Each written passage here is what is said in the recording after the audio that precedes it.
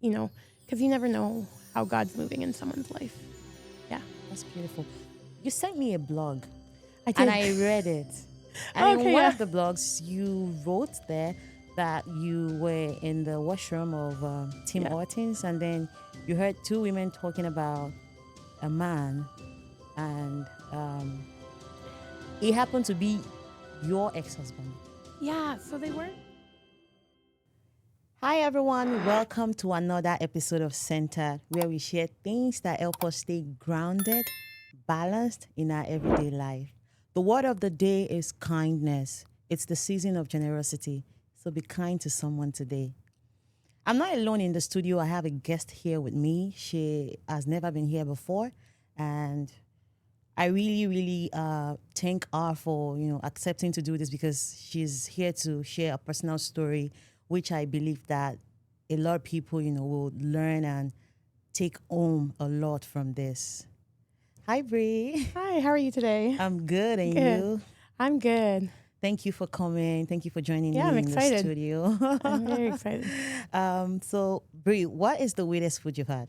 Okay, so I've been thinking on this. It's between two.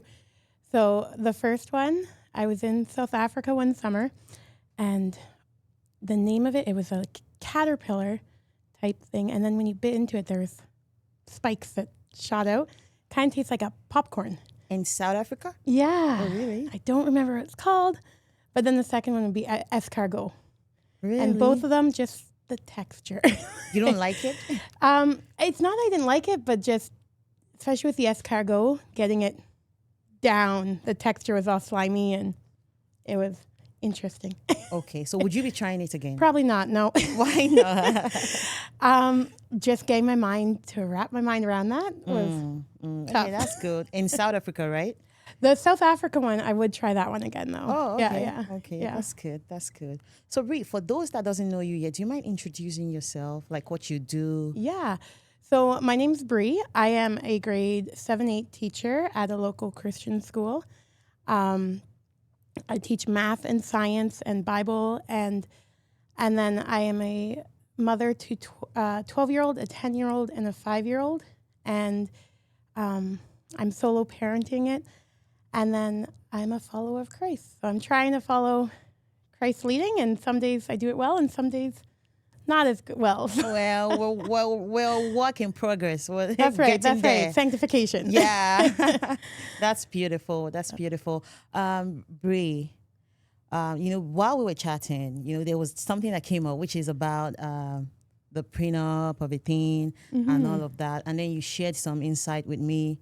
And I thought, why not bring it to the open? Let's talk about it here. So, do you want to walk us through what your early marriage was like? Yeah.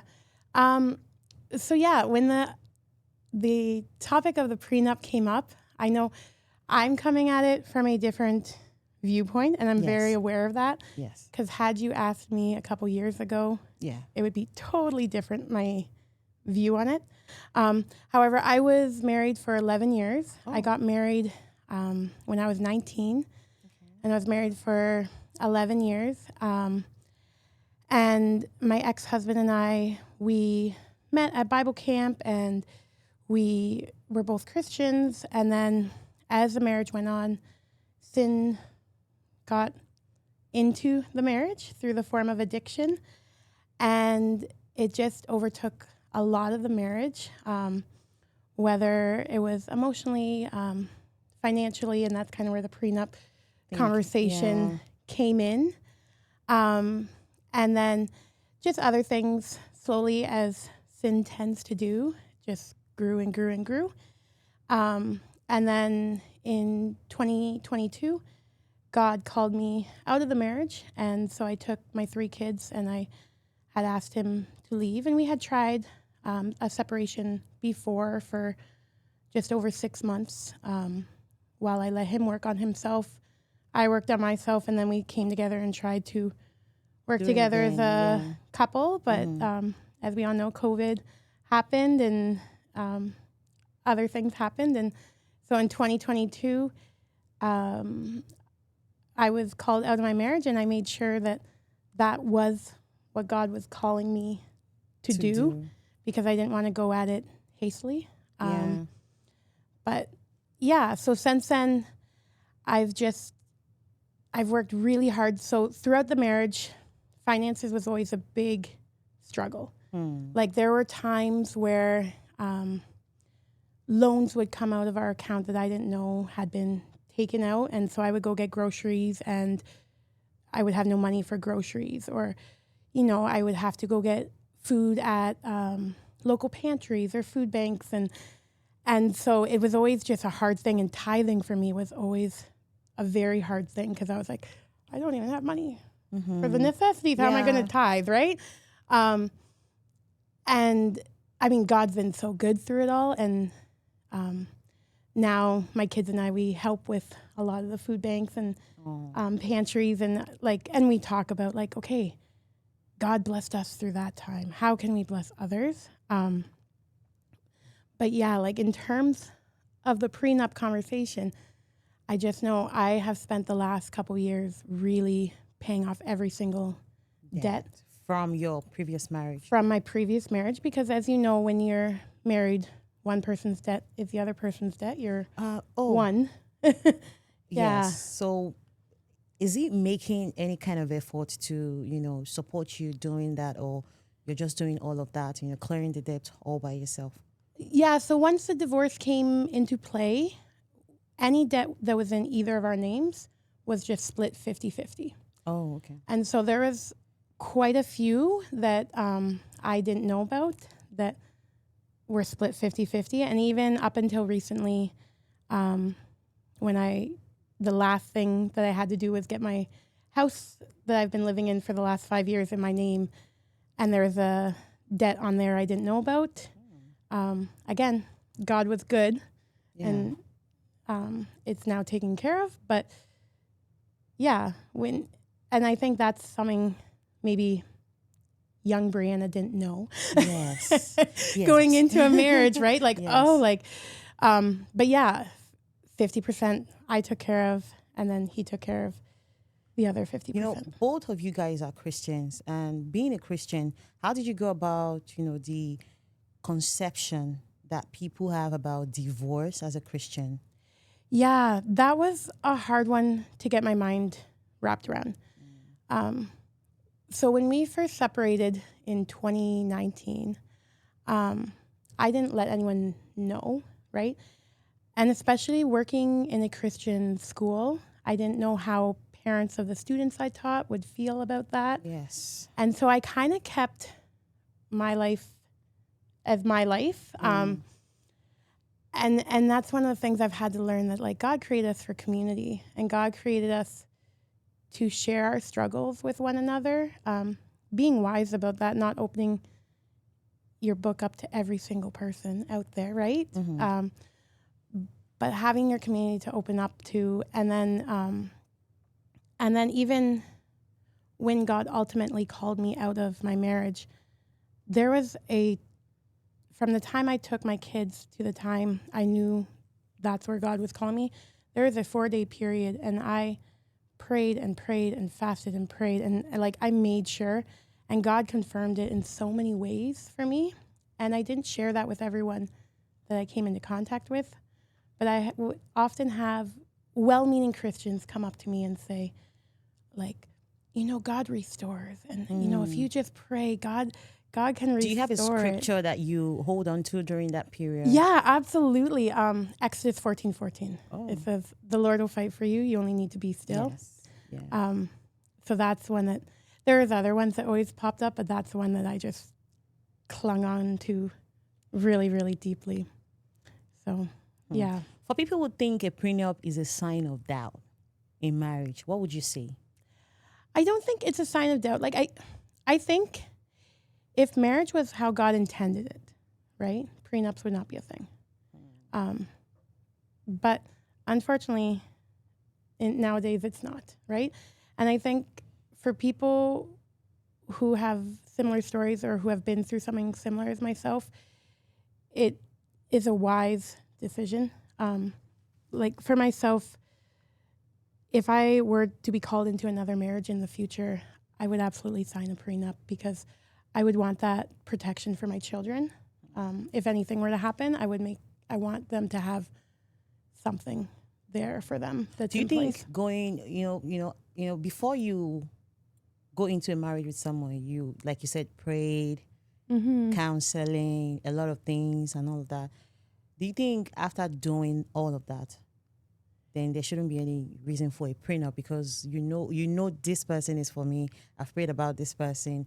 I'm sure this is going to work well. Do you think prenup shouldn't be a thing if I've done all of that?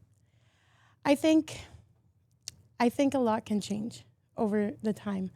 Like, I wouldn't have signed a prenup going into my first marriage. I didn't have anything that I was protecting. But also, like, I felt I had prayed going into that marriage. Looking back, there was definitely signs that God had given me that I'm like, oh, I should have. Can we talk about some of Yeah, the for signs? sure. I Yeah. would really like to know. I had some mentors in my life, one being one of my, a youth pastor I had at the time, who had actually taken me aside and said, have you prayed about this? Are you sure about this? Because we were young. We got married, engaged at 18, right? We had been together for 5 years up to that point, though. And I, naive 18-year-old, yeah, I'm sure, and marriage is such a big commitment, and you change so much as time goes on. And Yes. I mean, yeah, I think prenups can still be a wise choice, but also just making sure that, you really are praying about who God has for you. I know after my divorce, I made a list of, if I were to ever get married in the future, that person has to do, and I will never share that list with anyone until I get married again, because I do not want, God has to check off every single one of those items. Yeah. So as a Christian, then you prenup should still be part of the conversation. I think Yes. it should be. I Because do. a lot of people think prenup is a sign of doubt, and that you don't trust the person you're going into marriage with. So that is why I'm asking, because as a Christian, you don't want to leave a gap for whatever. So Yeah, I don't think, and I've heard that from a couple people, that sometimes prenups are looked to as like a safety blanket, or a way out. And I don't think it's that. It's just you're being wise with what God has given you, and knowing that we live in a fallen world, and we live in a world that sin does creep in. Having that to just, because it is very hard to pick up your footing when you're walking out. And there are a lot of, I've talked to a lot of women. I know there's men in the situation as well, but they can't get out of dangerous situations because they have nothing to take care of them, right? They've spent their time being a mother to their children, so they're not able to get a job that provides for them because they don't have a resume, right? And I think sometimes it's just a wise thing to just be prepared. Like, obviously, divorce is never anyone's intention going into marriage, but it is a reality that we live in, right? And just being wise to that, and having some way that if sin were to creep in, do you have the community to support you in that? Because community is everything in that time.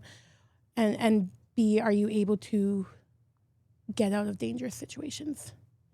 Yeah. So talking about the signs, so when you look back now, what were the signs, like some of the signs that you didn't recognize at that time? Yeah. The big one was my youth leader talking to me about it. But also there were signs of addiction early on. In my mind at that time, I just thought it was teenagers being teenagers. And often I would talk myself, oh, it's not that big of a deal. It's not that big of a deal, until it became a big deal, right? Until one thing became next. And often when sin's done in darkness, it grows and grows and grows, right? Until it's brought out to light. So, yeah. So, addiction. Did you see any sign about the financial aspect of it?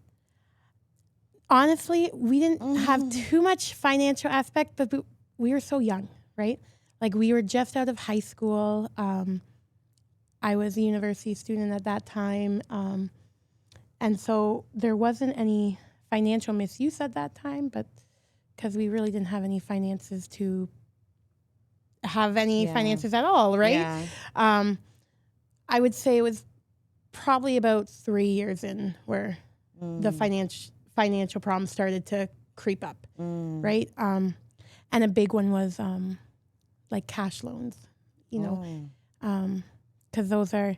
I'm a math major, and it hurt my heart when you would see cash loans that had upwards of 40% interest, and as soon as you get into that, it just I keep snowballs really quickly. Yeah. Wow.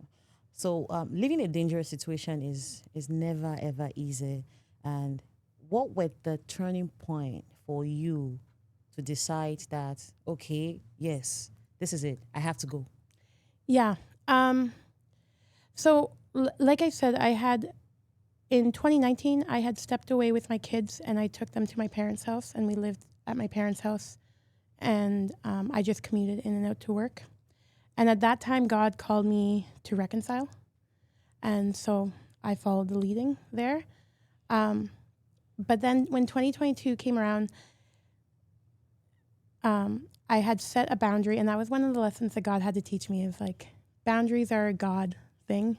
It's okay to set those God-honoring boundaries. And God is a God of grace, but he also doesn't let people walk all over him. Yeah. Right? Where I was very much on the grace side, where I was like, it's okay, I'll forgive you, until my mental health became so bad.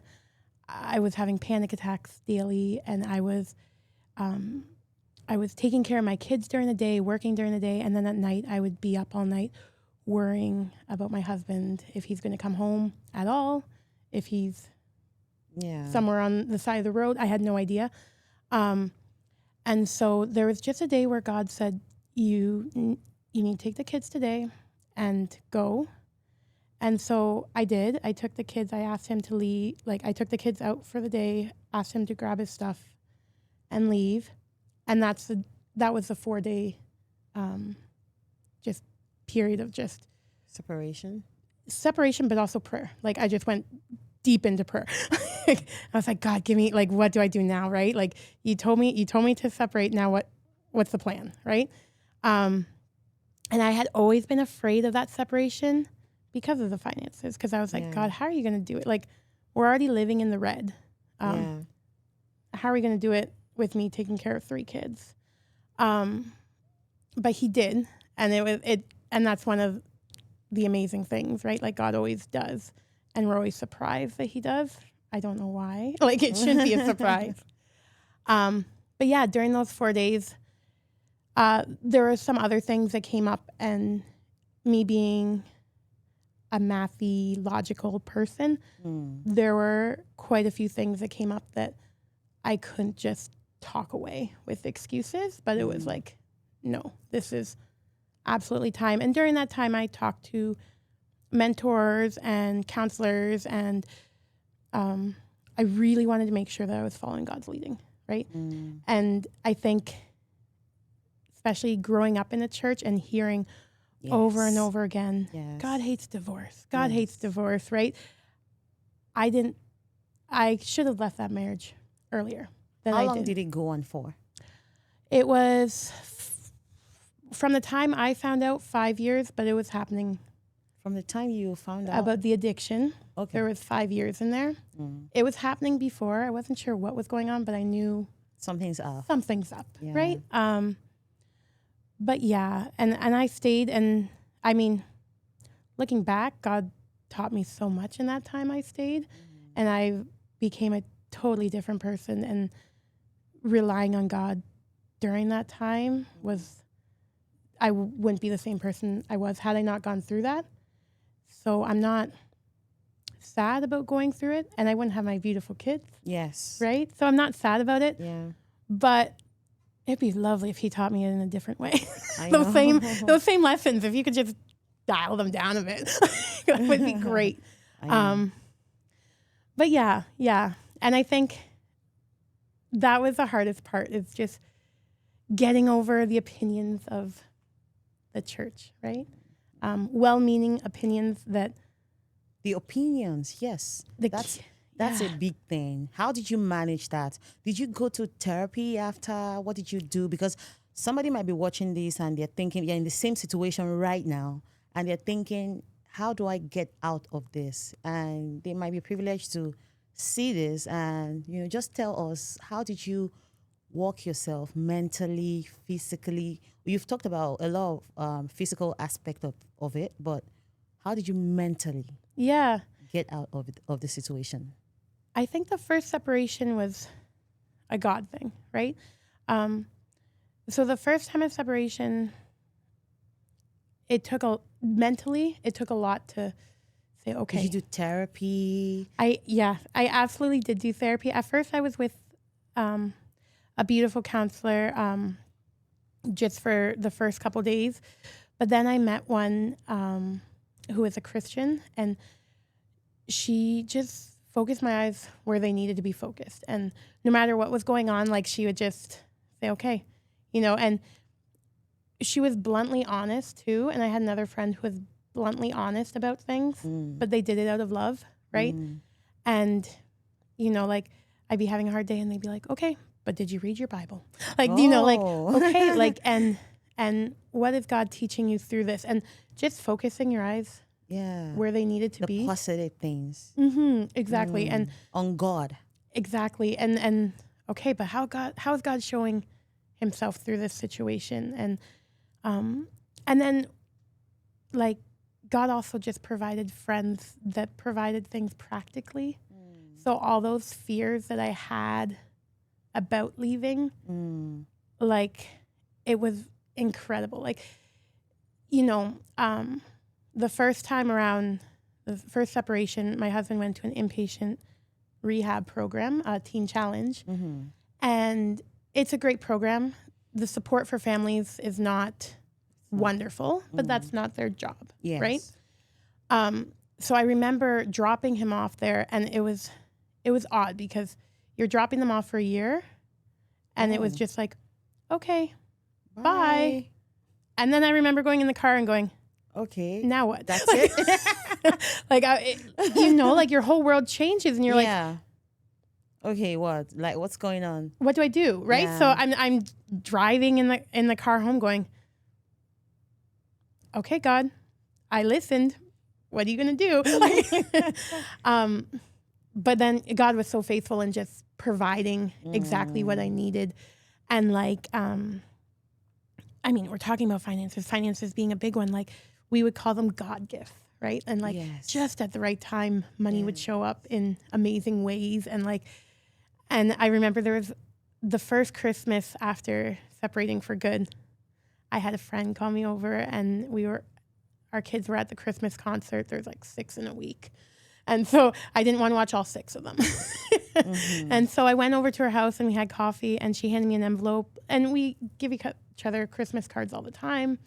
I just took it and said, oh, thank you. And I opened it up in my car later, and, like, it was almost to the penny exactly what I needed to get me through the holidays. And, like, my middle daughter was with me, and I just, like, and she's going, and up to that point, they had seen Mom break down a lot. Like, and I've been very honest with them, and I just said, like, no, these are good tears. These are good tears. And I said, like, look at what God's done. Like, look at his faithfulness. Like, remember we were trying, like, remember Mom was really worried about this, and I wouldn't tell her exactly what, but because it's not a burden a child needs to carry. Yeah. But I said, but look what God did, right? And so we just called them God gifts, right? And, like, and so that's why it's just been beautiful being on the other side of it and being able to give those God gifts to other people. And, without a name on it, just dropping groceries off or a pack of toilet paper, something just to, because you never know how God's moving in someone's life. Yeah. That's beautiful. You sent me a blog. I did. And I read it.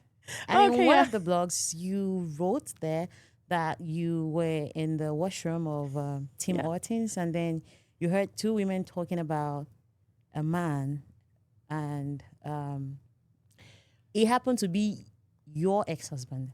Yeah, so they weren't talking about the man, but what they were just talking about life circumstances, and I won't share, but it definitely let me see the person in God's eyes, right? And it was really funny because I usually never take that way home. I was coming home from a work Christmas party, and I was like, I'm not feeling well, so I'm gonna go to the nearest Tim Hortons. And I went there, and these ladies were talking, and I just wanted to get in and out, right? Mm-hmm. And I would say that was one of the few times that I've heard God like audibly. And it was, you need to pray for, because at this time, the one woman had left the stall. Yes. And they said, you need to pray for this woman. Absolutely not. Like, there's no way I'm praying for A stranger. a stranger in the bathroom. Like, no, God. Thank you, but no. And I tried to stay in the stall waiting for her to leave because, I don't have to pray for her if she's gone. Yeah. And God just was like, nope. And so when I finally got out of the stall, I did ask her. I said, I'm so sorry, but can I pray for you? I didn't mean to listen, but I heard your story. Can I pray for you? And I prayed for her. And yeah, she ended up being... somebody that knows somebody that you know. Yes. She ended up being one of the reasons that I ended my marriage. And Oh. yes. So in the blogs, you the way I read it was that you had already left and that Yeah. you had enough grace to just pray for the lady and Yeah, no, I prayed for her in there. in the bathroom, and I knew her name because she was someone that I had to learn how to have grace for. Yes. Did you know? Okay, from the conversation the other lady was having with the I didn't know who she was. talking about. Yeah. Did you know who she was talking about? No. You just knew from the name that this is somebody that I didn't even know her name at the time. Okay. I just knew that God asked me to pray for her, and I was like, what do I have to lose? Right? And so when I prayed for her, and then mid-prayer, I asked her, what's your name? Yeah. And when she told me, I knew the name very well. And yeah, it was kind of like God smacked me over the head and said, like, we pray for everybody. We don't just pray for the ones that are easy to pray for. We pray for the ones. Everybody. Yeah, and what a blessing it was to just see her through God's eyes, because I had made her into a villain in my own eyes for a very long time. And so yeah. And again, being a person of numbers, like the numbers are going in my head. I'm like, good grief, God. Like the chances of me meeting that one person. Like near impossible. Yeah, very slim. Yeah. So let's talk about your women ministry. Yeah. What do you help women do? Yeah. So during all this time, I was looking for a ministry to help for myself, for Christian wives of addicts. And there's not much out there. And so I finally found one, and it's online, and it's kind of died down a little bit over the years. But during that time, it was just such a beautiful support. So there was 13 of us, and we would listen to these women come and talk and give advice, and basically doing what my counselor did with me. We would try to focus our eyes back on God, right? Because going through an addiction in a marriage or any sort of abuse in a marriage, like it's very easy to get in the woe is me mindset, right? And so we would just try and focus on like, okay, you need a place to rant, go for it. We're here, we're listening. We won't say a word, rant away. And then when they were done ranting, we would kind of be like, okay, so now it's all out. Here's what you can do, right? Or just giving them a place for advice and godly advice. Because I just found in the church, there's not a lot of places to get advice for when you're going through an addiction in a family. And because nobody wants to be stigmatized. No. So they don't speak up because there's no structure for that.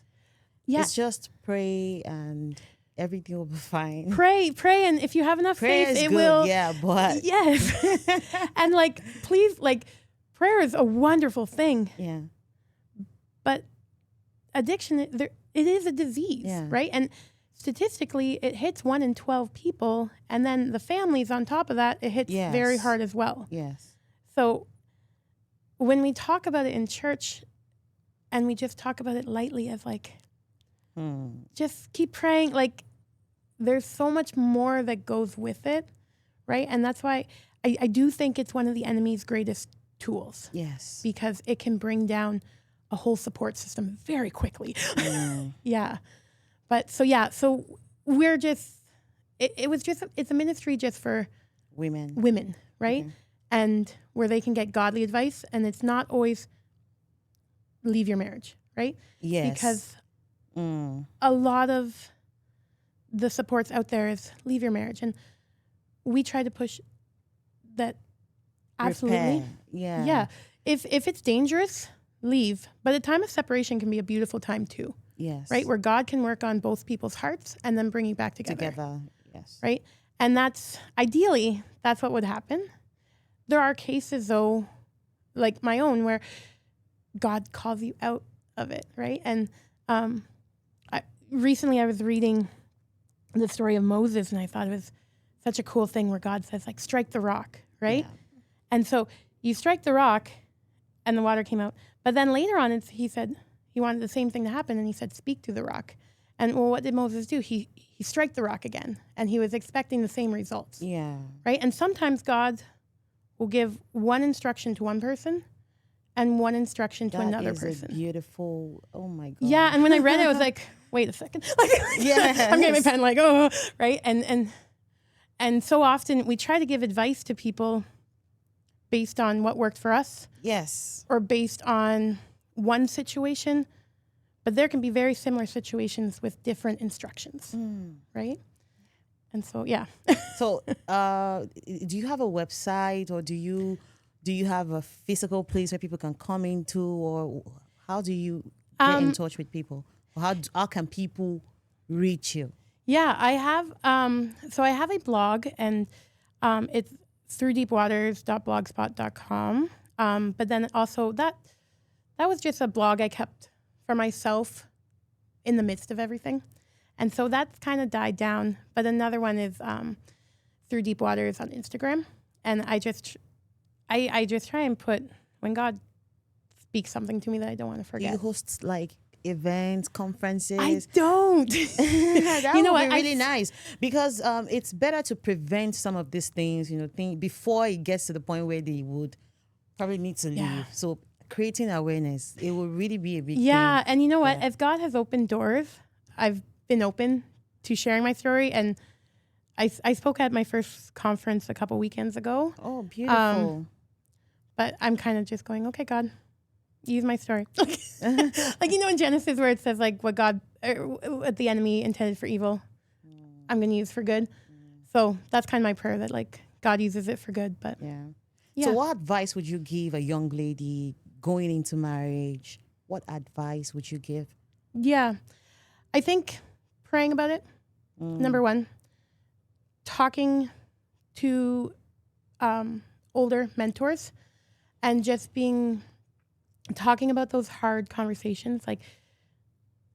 Like even nowadays, anybody that I talk to, I'm like, have you ever struggled with addictions? Right? That's my number one thing. Not that God can't repair that, but it is important to know well in advance, finances, all that, and just really listening for God's leading and not rushing it, right? Like, if there's any doubt in your mind, pray about it some more. Don't jump into it. Yeah. Right? And then I think advice for anyone who's going through it, right? Because often we get into a marriage and things change, or we get into marriage and sin creeps in. But just having those people that you can talk to that will, love you through it, but call you out in love, but then listen to you without judgment, right? And Yes. don't hide, don't put on that Christians are really good at putting on these Christian masks, right? Yes. And hiding behind it like, oh, we're good, we're good, we're good.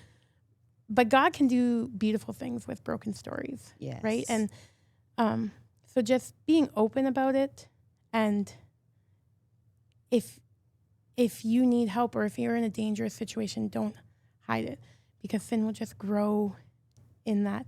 And don't let pride get in the way where you're like, you know, like, I don't want anyone thinking this or this of me, right? I love the story of the woman at the well, right? Yes. Because how amazing is it that God used a woman who had been divorced 5 times, Yes. but a woman who was getting her water in the middle of the day so that she didn't have to face her peers, right? Like, she didn't want to have those conversations. She didn't want to talk about why Yes. she was divorced 5 5 times, yeah. right? But God still used her as the first person to proclaim that this is the Son of God, right?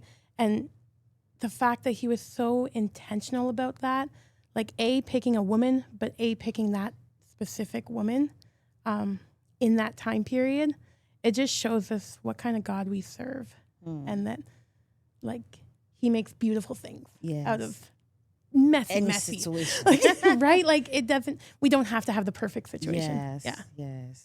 Thank you, Bree, for Yeah. coming. Thank you for sharing your story. Thank you for having me. Thank you for saying yes to God. Yes, I'm very excited, and thank you for having me. And that wraps up today's episode. I hope that you've subscribed to this channel. Support what is going on. Hit that subscribe button, share this with someone who needs it. I'm JMN, and until next time, stay centered.